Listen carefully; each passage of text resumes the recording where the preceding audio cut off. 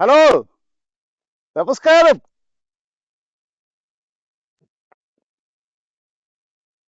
ആ ഇതാര്? കാണാനില്ലായിരുന്നല്ലോ.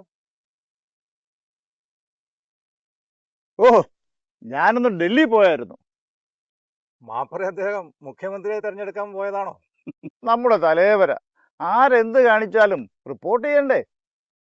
ഒരു മുഖ്യമന്ത്രിയെ തെരഞ്ഞെടുക്കാൻ എന്താ ഇത്ര പ്രയാസം? മനനം ചെയ്ത് മനനം ചെയ്ത് മനനം ചെയ്ത് വേണ്ടേ മുഖ്യമന്ത്രിയെ തിരഞ്ഞെടുക്കാൻ?